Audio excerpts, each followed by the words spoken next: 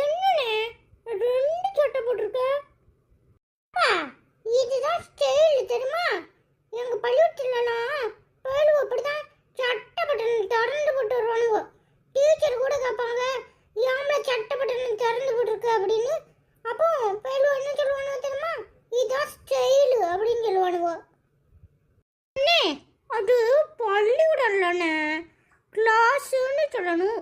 உங்க கிளாஸ் அப்படி சொல்லணும் தெரியுமா? அதெல்லாம் எனக்கு தெரியுமா? நான் சும்மா சொன்னேன். நம்ம ரெண்டு பேரும் ஒரே ஸ்கூலு தானே, அதெல்லாம் தெரியாமல இருப்பான். சரி, நேற்று ஒரு குண்டு டீச்சர் உங்க கிளாஸ்க்கு வந்துச்சு, என்ன சொல்லுச்சு? அண்ணே அது டீச்சரோட அம்மா தெரியுமா? டீச்சரோட அப்பாவுக்கு உடம்பு சரியில்லை, அதான் டீச்சரை கூட்டிட்டு போனாங்க தெரியுமா? டீச்சர்லாம் இல்லை. என்ன பாப்பா சொல்ற? அது டீச்சரோட அம்மாவா? ஐயோ, டீச்சர் அப்பாவுக்கு உடம்பு சரியில்லையா? என்ன ஆச்சா? அதெல்லாம் எங்களுக்கு தெரியாது. டீச்சர் சொன்னாங்க, இன்னைக்கு நேற்று கொடுத்த பாடத்தையே படிங்க, இன்னைக்கு நான் வர மாட்டேன் அப்படின்னு சொன்னாங்க தெரியுமா? ஐயா ஜாலி. அண்ணே ஜாலி எனக்கு, உனக்கு என்ன ஜாலி? உங்க டீச்சர் தான் வருவாங்கல்ல? ஆமா, எங்க டீச்சர் வருவாங்கல்ல. ஹலோ குட்டீஸ், இங்க வாங்க. என்ன இப்படி பாக்குறீங்க? இங்க வாங்க. நட்டு அம்மா இந்த ஆண்டிட்ட பேசக்கூடாதுன்னு சொல்லிச்சுல, பேசாதல அம்மா பார்த்தா அடிக்கும். ஏம்மா என்ன சொல்ற? உங்க அம்மா உங்ககிட்ட நான் பேசக்கூடாதுன்னு சொல்லிச்சுல, அதான் சொல்லிட்டு இருக்கா. எதுக்கு எங்க அம்மா உங்ககிட்ட பேசக்கூடாதுன்னு சொன்னாங்க? நீங்க எதுக்கு எங்களை கூப்பிடுறீங்க? அதெல்லாம் ஒன்றும் இல்லை. உங்க அம்மாவுக்கும் எனக்கும் ஒரு சின்ன சண்டை. நானும் உங்க அம்மாவும் ஃப்ரெண்டு தான், சண்டை போட்டோம்ல, அதான் பேசக்கூடாதுன்னு சொல்லியிருப்பா. நீங்க வா. சண்டை நாங்களும் ஸ்கூல்ல போடுவோம், ஆனா நாங்க உடனே பேசிக்குவோம். நீங்க பெரிய ஆளுக்கு சண்டை போட்டு இப்படி பேசாம எதுக்கு இருக்கீங்க? அதெல்லாம் சரியாயிரும். இங்க வாங்க. உங்க பேர் என்னது? என் பேரு அர்ஜுனு, அவ பேரு அபிதா. வாவ், சூப்பரா பேர் வச்சிருக்காங்களே. உங்களுக்கு பேர் வச்சது யாரு? அதெல்லாம் எங்க ஆச்சி தான் வச்சாங்க. எதுக்கு கேக்குறீங்க? சும்மாதான். இந்தாங்க சாக்லேட். வேண்டாம், தெரியாதவங்க ஏதாவது கொடுத்தா எங்க அம்மா வாங்க கூடாதுன்னு சொல்லியிருக்காங்க. எங்க அம்மா வாங்கினா அடிப்பாங்க. ஏதவங்க கொடுத்தாதுன்னா வாங்க கூடாதுன்னு சொல்லியிருக்காங்க. ஆன்ட்டி உங்க வீட்டுக்கு பக்கத்து வீடு, அதுவும் இல்லாம ஆன்ட்டி உங்களுக்கெல்லாம் நல்ல ஃப்ரெண்டு தானே. ஆன்ட்டி கொடுத்தாலாம் ஒன்றும் சொல்ல மாட்டாங்க, வாங்கிக்க. Thank you anti. அர்ஜுன், என்ன யார் எது கொடுத்தாலும் வாங்கிருவியா? ஏய் அபிதா, என்ன பழக்கம் இது? யார்கிட்ட இருந்து இந்த பழக்கத்தை படிக்கிற? கண்டவங்க கிட்டையும் வாங்கிட்டு நிக்கிற? கீழே போடுறா கீழே. இது குழந்தைய இப்படி அடிக்கிறீங்க? பச்சை குழந்தைங்க இது, என்ன தப்பு பண்ணிட்டான்னு இப்படி அடிக்கிறீங்க?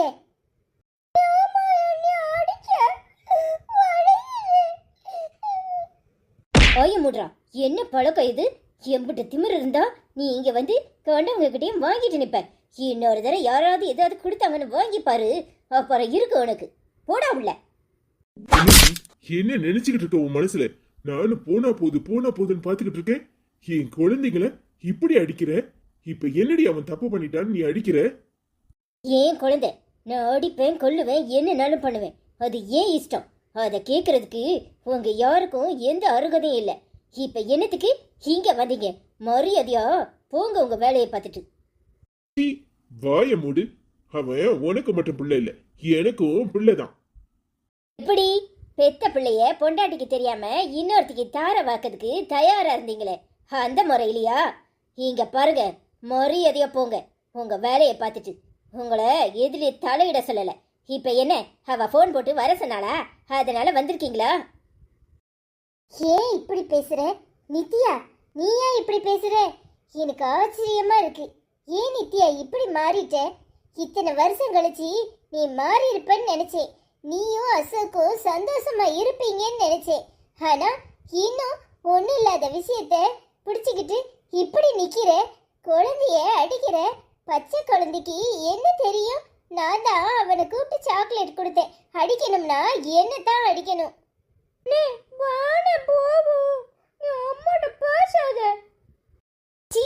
உன்னை அடிக்கிறதுக்கு நான் யாரு? நீதான் அவர் பக்கத்திலே இருந்து இருந்து மைக்கி மைக்கி இத்தனை காரியத்தையும் சாதிச்சுக்கிட்டல. அதுக்கு என் பிள்ளையும் பிடுங்கிறதுக்கு அந்த ஆளை தூண்டி விட்டுருக்கேல்ல. 2 பேரும் அம்மையும் மகளும் பிள்ளைய தூக்கிட்டு ஊரை விட்டு ஓடுறது தானே பிளானு. எனக்கு தெரிஞ்ச உடனே ஒண்ணுமே தெரியாத மாதிரி நீ எப்படி நடிச்ச?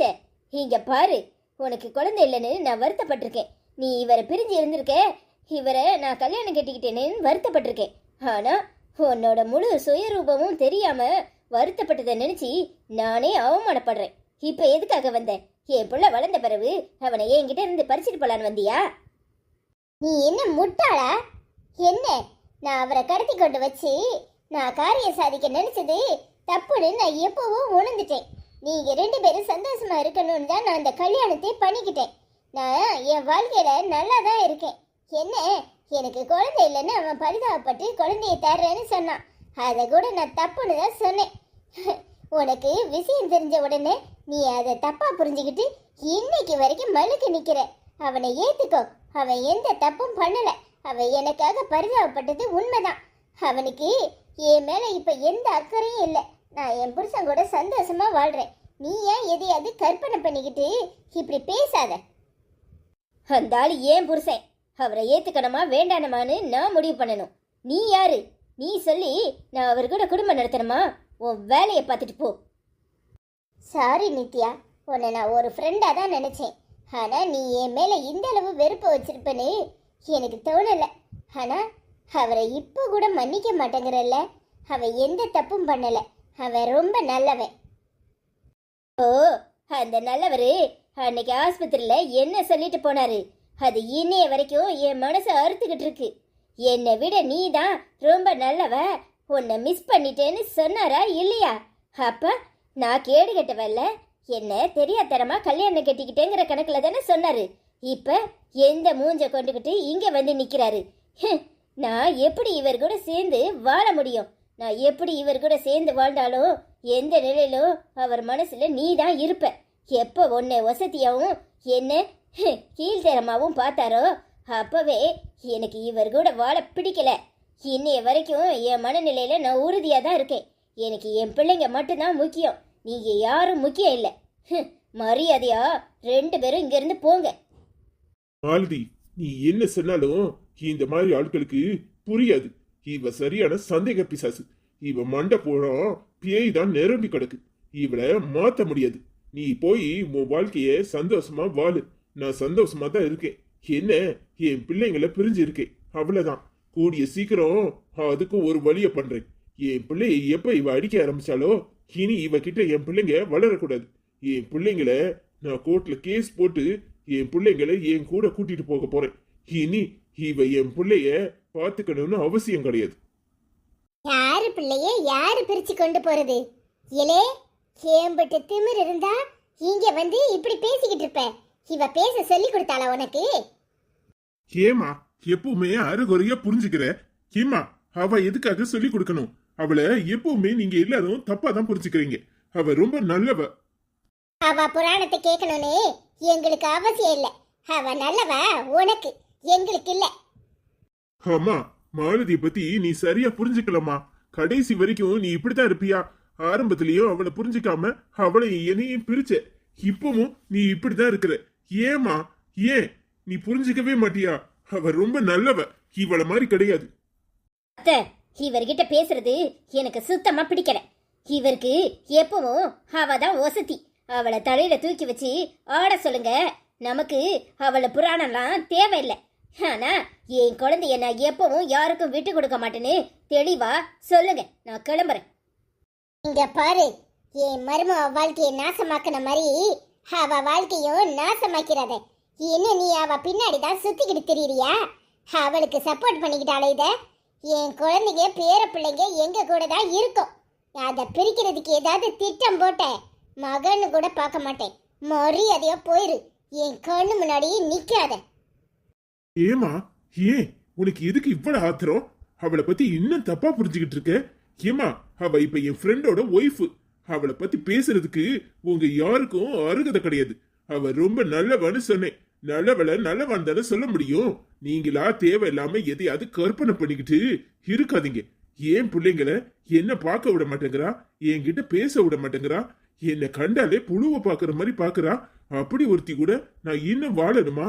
என் பிள்ளை எனக்கு வேணும். அதுக்காக நான் என்னனாலும் பண்ணுவேன். அது நான் செத்த பிறகு என் பொணத்து மேலதான் நடக்கும். என் மருமக தான் எனக்கு மக. அவ என் கூட தான் இருப்பா. என் பேர பிள்ளைங்க எங்க கூட தான் இருக்கும். அப்படி நீ அவங்கள பிரிச்சுட்டு போனா முதல்ல எங்க எல்லாருக்கும் விஷத்தை கொடுத்துட்டு அப்புறம் உன் பிள்ளைய பிரிச்சு கூட்டிட்டு போ. அம்மா நில்லுமா. அம்மா, என்ன அம்மானு கூப்பிடாத. எனக்கு அருவருப்பா இருக்கு. என் மகன் எப்பவோ செத்துட்டான். ஏன் அசோக்கு இவங்க இப்படி இருக்காங்க? இவங்க மாறவே மாட்டாங்களா? அவங்களெல்லாம் மாத்த முடியாது. சந்தேக பேய் பிடிச்சி அலையிறாங்க. நீ உன் வாழ்க்கையே சந்தோஷமா வச்சுக்க. நீ சந்தோஷமா இரு. உன் குழந்தை எப்படி இருக்கு? நல்லா இருக்கா? நான் நல்லா இருக்கேன். என் குழந்தை நல்லா இருக்கு. சிவா நல்லா வச்சுக்கிறாரு. நீ இப்படி கஷ்டப்படுறத என்னால பார்க்க முடியல. எனக்கு மனசெல்லாம் வலிக்கு. இங்க பாரு மாலதி, என் வாழ்க்கை இப்படித்தான் இருக்கணும்னு நினைச்சா அது இப்படித்தான் இருக்கும். அதை யாராலையும் மாத்த முடியாது. உன்னையும் என்னையும் சேர்த்து வச்சு இவங்களே தப்பா பேசினா ஊர்ல உள்ளவங்களாம் எப்படி பேசுவாங்க? இவங்களெல்லாம் மாத்த முடியாது. நான் உன்னை மனசாரதான் விரும்பினேன். அன்னைக்கு எங்க அம்மா பண்ண கிறுக்குத்தனத்தால தான் நான் நித்யாவை கட்டிக்கிட்டேன். ஆனா இப்ப என் மனசுல உன் மேல எந்த ஆசையும் எண்ணமும் எதுவும் கிடையாது. நீ எனக்கு ஒரு நல்ல ஃப்ரெண்டு, அவ்வளவுதான். நீயும் அந்த மாதிரிதான் என்ன நினைச்சுக்கிட்டு இருக்க. இதெல்லாம் இவங்க கிட்ட சொன்னா இவங்களுக்கு புரியவும் செய்யாது, இவங்க புரிஞ்சுக்கவும் மாட்டாங்க. நீ உன் புருஷனோட சந்தோஷமா இரு. என்னை பத்தி கவலைப்படாத. என் வாழ்க்கை இப்படித்தான் இருக்கணும்னா என்ன பண்ண முடியும்? நீ சொல்றதெல்லாம் சரிதான். நீ எனக்கு நல்ல ஃப்ரெண்டா தான் இருக்க. ஆனா நீ கஷ்டப்படுறத என்னால எப்படி பார்த்துக்கிட்டு இருக்க முடியும்? 4 வருஷம் தாண்டி போச்சு. இன்னும் இந்த நித்யா இப்படி இருக்காள? உன்னை புரிஞ்சிக்கவே மாட்டேங்கிறா. இவ சொன்னாலாவது உங்க அம்மா கேட்பாங்க. ஆனா உங்க அம்மா சொல்லியும் இவ கேட்பா. உங்க அம்மாவும் பிடிவாதமா இருக்காங்க, இவளும் பிடிவாதமா இருக்கா. இவங்க 2 பேரையும் எப்படி மாத்துறதுன்னு எனக்கு தெரியல. அதுக்குதான் என்கிட்ட கைவசம் ஒரு ஐடியா இருக்கு. என்னடா சொல்ற? என்ன ஐடியா? என்னங்க சொல்றீங்க? இவங்கள மாத்த முடியுமா? அதான் இப்ப வந்துட்டல்ல, கண்டிப்பா இவங்க 2 பேரையும் மாத்துவோம். முள்ளால தான் எடுக்கணும். இதை இங்க வச்சு பேசக்கூடாது. வாங்க வீட்டுக்கு போவோம். இல்லடா, இப்ப நான் அங்க வந்தா சரியா வராது. வேற எங்கேயாவது சந்திப்போம். அதெல்லாம் ஒண்ணும் இல்ல. யாரும் எதுவும் நினைச்சிட்டு போறாங்க. வா, நீ வீட்டுக்கு வா. வந்து சாப்பிட்டுட்டு அப்புறமா போலாம். இல்ல மாலதி, யாராவது தப்பா சொல்லுவாங்க. தப்பா சொல்றவங்க சொல்லத்தான் செய்வாங்க. நானும் என் புருஷரும் தப்பா நினைக்கல. நீ வா. ஏங்க, நீங்க ஏதாவது தப்பா நினைக்கிறீங்களா? ஏய், நீ என் ஃப்ரெண்டு, வாடா. நான் கூப்பிடுறேன், நீ வா. யாரு என்ன பேசினா நமக்கு என்ன? எனக்கு என் பொண்டாட்டியும் தெரியும், உன்னையும் தெரியும். வா. சரி, இன்னைக்கு மாலதி கையால தான் சாப்பாடுனா என்ன செய்யறது? ஐயோ, அந்த கொடுமையை வேற நான் அனுபவிக்கணுமேன்னு நினைச்சாதான் வருத்தமா இருக்கு. ஆ, என்னது? இங்க பாரு. புரிஞ்சா சரி. வாங்க, 2 பேருக்கும் பழைய சோத்தை போடுறேன். ஐயோ, உன் கொடுமையில இருந்து தப்பிச்சு பழைய சோறு கூட அமிர்தமா தெரியும். தெரியும் தெரியும். வாங்க. வாடா போவோம்.